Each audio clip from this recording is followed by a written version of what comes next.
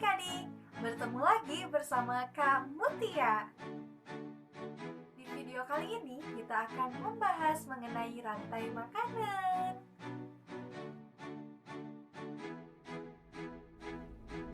Apakah adik-adik pernah melihat pohon jambu? Kira-kira ada hewan apa saja sih yang hidup di pohon jambu? Nah, salah satu hewan yang biasanya hidup di pohon adalah ulat. Ulat akan hidup pada bagian daun karena makanan utamanya berasal dari daun, baik itu dari daun pohon maupun daun tanaman lainnya.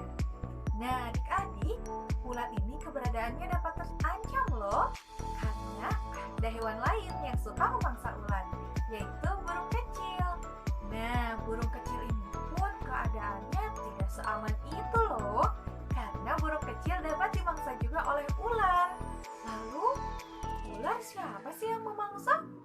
Nah, ular ini jikalau suatu saat mati, maka bangkainya akan diuraikan oleh makhluk pengurai. Makhluk pengurai ini dapat berupa bakteri maupun jamur yang nantinya hasil penguraian dari bangkai tadi akan bermanfaat untuk menyuburkan tanah di sekitar. Adik-adik, dari ilustrasi tadi, mulai dari daun dimakan ulat, kemudian ulat dimakan oleh burung kecil dimakan oleh ular, lalu ketika ular mati, bangkainya diuraikan oleh makhluk hidup pengurai, kita sebut dengan sebuah proses rantai makanan. Jadi, apakah adik-adik dapat menarik kesimpulan apa itu proses rantai makanan? Nah, proses rantai makanan ini adalah suatu proses di mana terjadi proses makan dan dimakan antar makhluk hidup dengan berdasarkan susunan tertentu. Proses rantai makanan ini terjadi beberapa peran.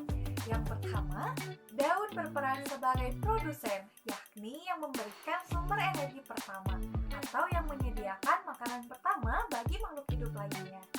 Ulat merupakan konsumen tingkat 1 karena dia memperoleh makanan berasal dari produsen. Kemudian ulat tadi dimakan oleh burung kecil, maka burung kecil merupakan konsumen tingkat 2 yang memakan konsumen tingkat 1. Nah, kemudian tadi burung kecil dapat dimangsa oleh ular. Di sini ular berperan sebagai konsumen tingkat 3 karena dia memangsa burung kecil yang merupakan konsumen tingkat 2.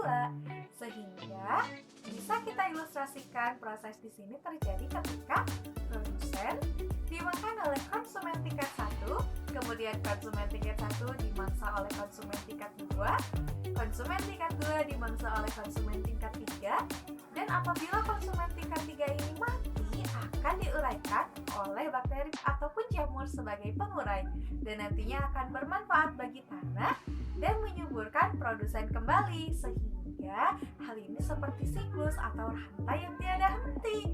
Itulah mengapa disebut sebagai rantai makanan. Nah, adik-adik, apakah kalian dapat membuat rantai makanan dari jenis hewan yang berbeda? Cobalah buat rantai makanan dengan produsen konsumen lainnya ya. Kemudian, gambarkan dengan menarik sesuai kreasi adik-adik di rumah ya.